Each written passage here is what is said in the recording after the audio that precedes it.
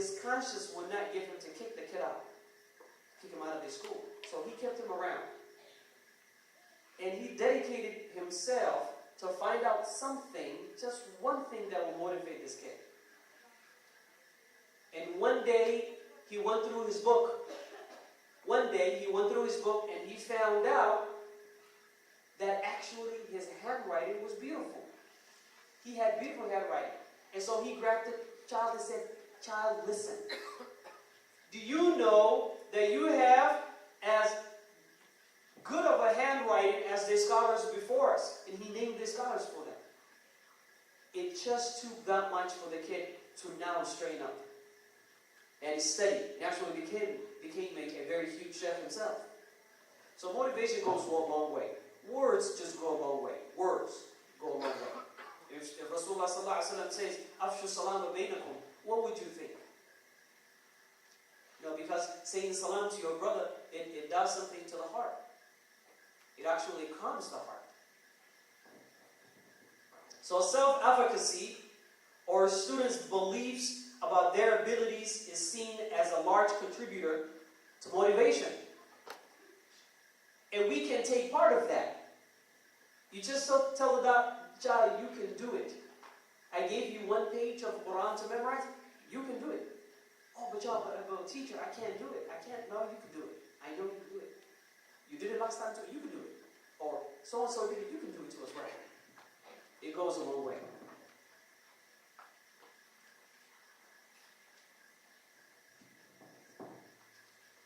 And according to researchers also, home is really where the heart is. Okay, so the house has to be fitting for the kids to learn. And also, the parents' involvement is something we can't take out of the equation. It's just simply and equally important as really the child's ability to learn. So parents' involvement. We run a madrasa at the north. And when we opened up our madrasa, we had meetings with the parents. We said, "Listen, you guys need to be with these kids. Just because this kid comes to me Saturday and Sunday for a few hours doesn't mean I can teach him everything. Learning has to be taking place at home." And so some parents took that really seriously, and you can tell the difference in the child.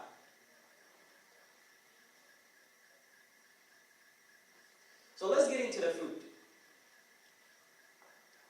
Food, really, when it comes to this notion of food, we have to take our time when cooking. Yes, this is what used to happen before fast food came around, right? Fast food. That's a negative connotation itself. I don't want anything that's fast. Let's slow it down when it comes to food. Let's take our time, cook our food right. We need to know where our food is coming from, obviously. Alhamdulillah, we're Muslims, we eat halal food. No concern there. Even though there are some concerns, we're going to be modest. Some advice is that when we eat food, we got to take one morsel at a time. Just one morsel at a time. It's actually a sunnah. We eat to live, we don't live to eat.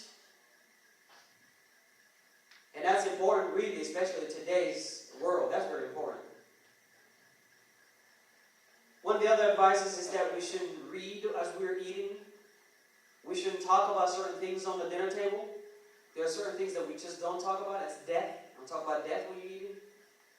And it's part of manners of eating food. We don't read as you eat. Don't read as you eat. Say Bismillah, sit down, take your time to eat the food.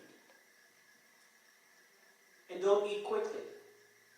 Don't eat quickly. Now, some statistics, some horrible statistics. 70% of the Gulf state female are considered obese. Not fat, obese. Because obese is the disease itself. You may be fat but not obese level yet, even though it's very rare these days because of the ingredients in the food, which we're definitely going to come to. According to economists, the top countries for the highest obese population are Muslim Arab countries. Subhanallah. Lebanon, Gaza, Palestine? Come on. Saudi Arabia, Qatar, and Kuwait. I bet you were surprised by that. I was surprised by it. They're Muslims. What are they doing eating too much?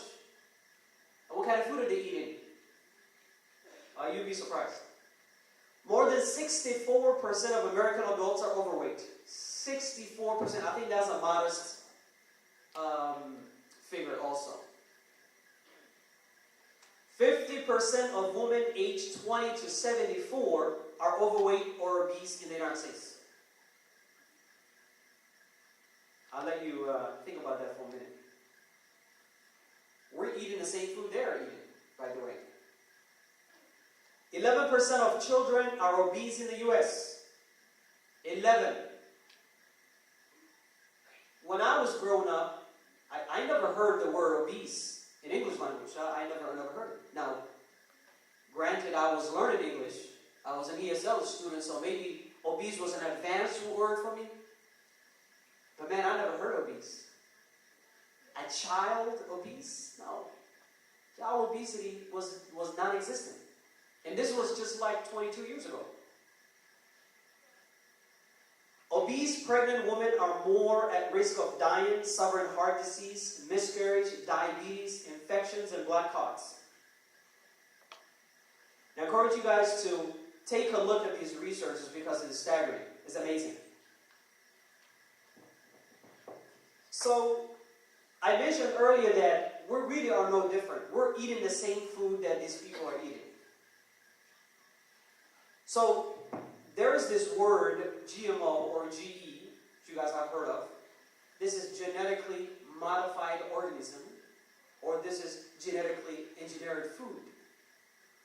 So, we're going to talk about what those are and how to really avoid them as well. Let me read this article. I grabbed this from an article. Result of a laboratory process where genes from the DNA of one species are extracted and artificially forced into the genes of another, of unrelated plant or animal. It's also, this GMO, is also the foreign genes may come from bacteria, viruses, insects, animals, or even humans, by the way. Because this involves the transfer of genes, GMOs are also known as transgenic. Now, right now actually, they're working on doing this process to salmon and seal. Let me repeat that. They've taken the DNA of salmon. Who likes salmon here? I do. I do too. We better enjoy it now because it's not going to taste the same. They're actually in the process of doing that. They might have already done it. They're putting this together. And so we're going to be eating seal salmon. I think that's what they're going to name it, seal salmon. Currently, commercialized GM crops in the U.S. include soy, 94%. Soy is 94%. So the likelihood of you picking up something from the grocery that has soy is pretty high. And the likelihood of it being a GMO soybean is also staggering. 94%. Corn, 90%. Canola, 90%. Sugar beets, 95%. Corn, 88%. So all of these are foods that have been genetically modified, that have been genetically engineered. So why should you care, by the way? Why should you care that this is GMO? Well, number one, it's not natural. It's not natural. It's not natural for human consumption. That's number one. But number two, the GMOs are linked to having a toxic, very toxic elements in them that cause harmful things in our bodies. The effects on humans of consuming these new combinations of proteins produced in GMOs are unknown and have not been studied, but they've studied in the animals.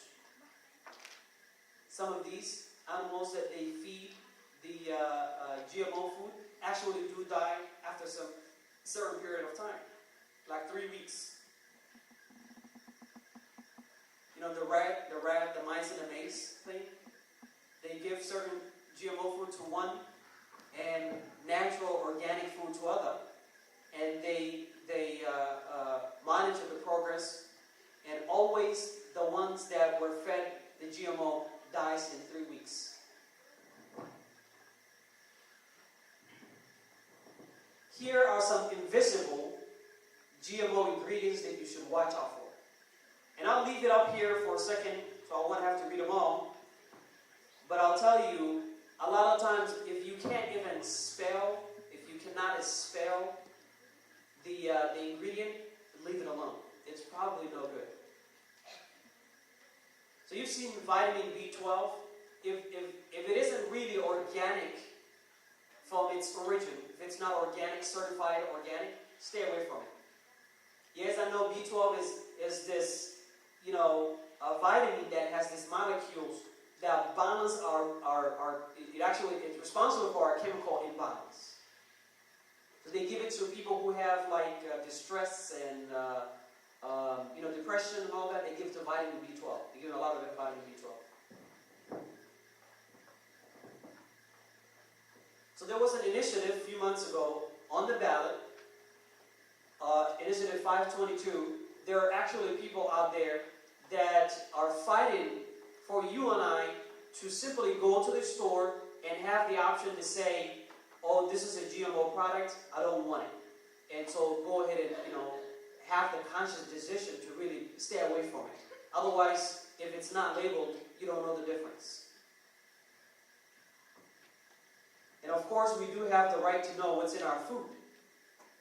The U.S. and the companies that produce these foods, they export food to about 64 different countries, and each and every single country requested them to go ahead and label the food GMO. So their people are safe.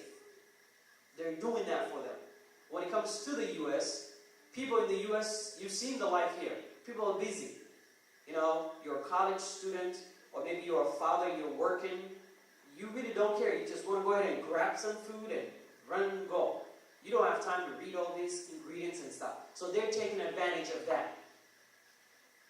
And also it's because not a lot of people are active.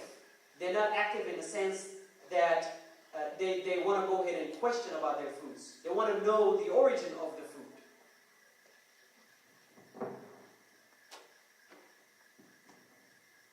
So, just to touch base a little bit about the ingredients, some of the ingredients. Sugar is poison. I'm not talking about the organic sugar. I'm talking about the regular sugar, the processed sugar that you and I go and buy from Safeway. It's poison. I tell you right now, it's a poison. So there's this disease called leaky gut syndrome. The leaky gut syndrome is basically your stomach getting opened, and all the toxins that you put in your body goes in there.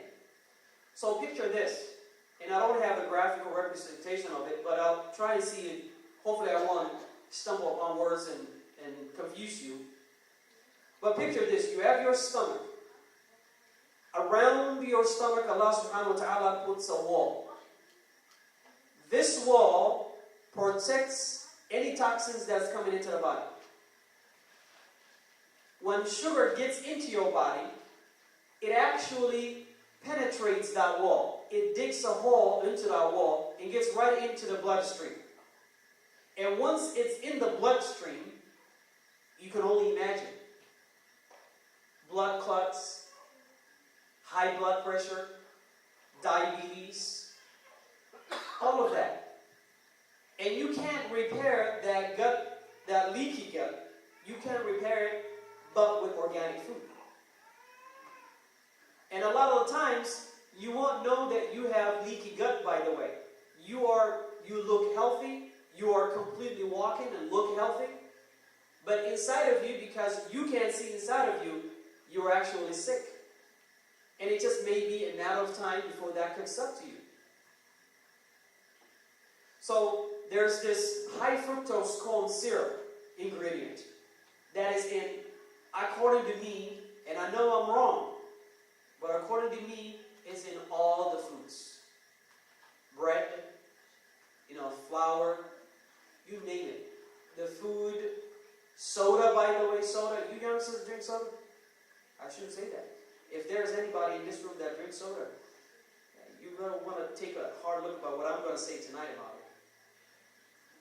So then this high fructose corn syrup does three things to us. Number one, it sends a signal in the stomach. It sends a signal to the brain that you are not full. So you keep on consuming. You drink and you drink and you drink. Wallah al-Azim, have you not seen some drinks that you just, the more you drink, the more you want it? It's just so sweet, you like it. You just take a sip, another sip, and you just keep on drinking. Like, subhanAllah, what is in this drink? That is because there's a high fructose corn syrup that is doing that. And what it does, it actually tricks the stomach too. It tricks the stomach that, the stomach was supposed to be filled up, but it does something to the chemical that allows the stomach to tell it that it's full. That stomach thinks also that it's not full. So it's accepted all this food and drinks. But number two, by that process, it hurts the neurons that we were just talking about. The neurons in your brain have now been damaged by this chemical, by this poison in your body. So that's the second thing. And the third thing is what we talked about, the leaky gut syndrome. There's another one that is absolutely linked to cause cancer. It's called partially hydrogenated oil. Partially hydrogenated oil. And I don't know, maybe I can give this presentation to Brother Frido or Ustad Dahil to distribute to people if they're interested in. There are the links that you can go to also read up on this and study up a little bit, and inshallah save your family from these foods, these ingredients. In the soda, we talked about that already. So, I went online, and I never really understood, when you take a soda, you look at the ingredient and say 44 grams of sugar.